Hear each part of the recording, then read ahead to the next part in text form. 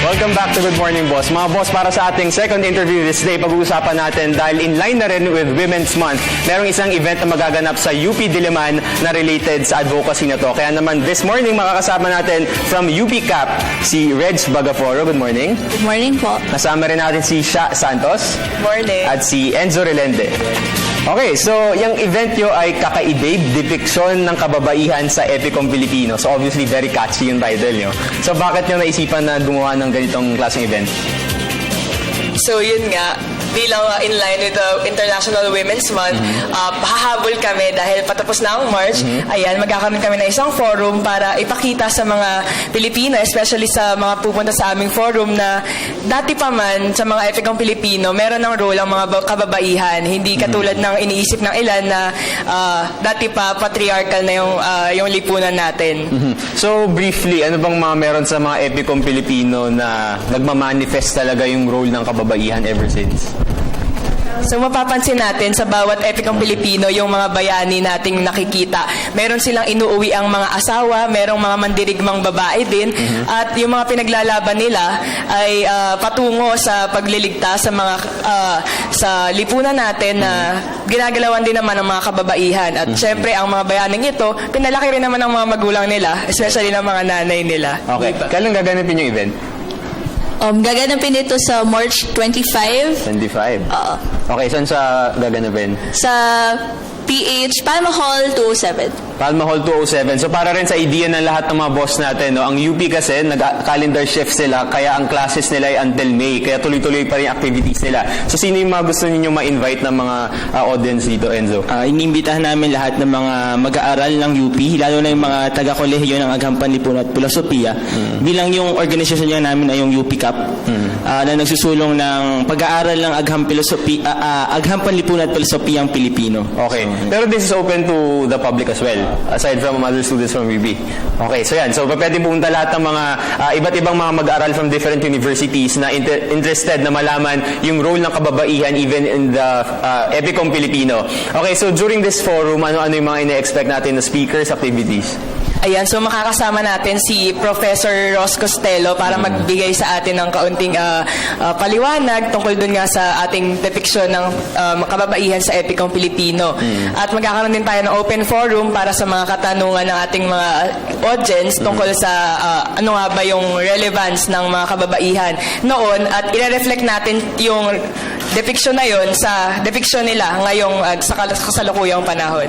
Ikaw ba, Reg, bilang isang kababaihan din sa generation ngayon, ano bang napapansin mo na sa kaibahan siguro nung pagtanaw ng lipunan sa mga kababaihan noon sa pagtanaw sa panahon ngayon? Kasi ngayon, dati kasi ang iniisip natin parang bahay lang yung mga kababaihan, mahihinhin, parang wala kami masyadong magagawa. Pero ngayon nakikita natin na pantay na halos yung tingin ng lipunan sa amin at with you guys, 'di ba? Parang hindi na kami parang mahinang tao lang, ganyan. Kaya na naming voice out ng mga aming naisip. Actually, sa UP, mas maraming babae kaysa sa lalaki. Ikaw, Enzo, bilang isang lalaki, ano naman yung pagtanaw mo bilang isang lalaki sa mga kababaihan ngayon? Actually, nung habang lumalaki, napapansin ko yung mga kababaihan, parang mas nagiging empowered na sila. Baka mapapansin mo sa student council, sa iba't ibang organisasyon, sila yung ilan sa mga pinaka-aktibo, sila yung mga pinaka-vocal sa ideas nila, sa mga gusto nilang mangyari sa lipunan. So, ayun, napakagandang ideya lang na, ayun nga, may equality na halos ngayon sa panahon. Okay, so maganda yan. Ang event nun niya to, syempre ang pinaka-output nyo dito na mag-raise ng awareness regarding perception nga, di ba, yung depiction nga sa mga kababaihan from before up until now. Pero if there's one advocacy na gusto ninyong ma-instill sa mga audience ninyo with siguro advocacy for women, ano yung gusto nyong i-share sa mga audience natin? Siguro para sa mga kababaihan, gusto naming ipaalam sa mga Pilipino na hindi na minority na lang yung kababaihan. Kaya na rin nating sumabay sa makabagong panahon, at siguro dahil parating na rin ang eleksyon, dapat ma-realize nila na hindi na lang kalalakihan ang may kayang gumanap sa mga tungkulin sa pamahalaan, sa gobyerno, at siguro kailangan bigyan nila ng chance yung mga kababaihan na ipakita yung kaya nila dahil hindi na naman nagkakalayo yung kakayanan ng kababaihan at kalalakihan. Alam mo siya, magandang nabanggit mo itong election kasi 15 months na lang ata or less elections 2016 na. So if kung meron mang isang priority siguro na gusto ninyong masulong ng mga susunod na tatakbo sa 2016 regarding the women's rights, no, ano yung gusto ninyong i-prioritize ng mga candidates natin? Siguro hindi lamang sa women's rights kundi yung gender equality talaga as in LGBT. Dahil sa makabagong panahon hindi na siguro kailangan na natin talagang ipakita sa bawat isa na binavalue siya ng gobyerno ng lipunan. Hindi pwedeng babae at lalaki na lang yung pinaprioritize natin dahil ngayon kahit bakla, tomboy, babae o lalaki kaya nang mag-lead, kaya gawin yung mga kaya nang gawin yung mga tungkulin na binibigay sa kanya ng lipunan. Yung LGBT, obviously sa mga epiko natin, even sa iba't ibang literature, hindi natin siya nababasa kung babasahin natin siya. So in this event, definitely I think in your open forum, pwedeng ma-bring up siya ng audience niyo. So in what way kaya pwedeng mapalitaw natin yung rights ng LGBT kahit na hindi siya naka-directly manifest dito sa women's epics before? Siguro yung pinupush na lang dito kasi is yung pagkapantay-pantay nga.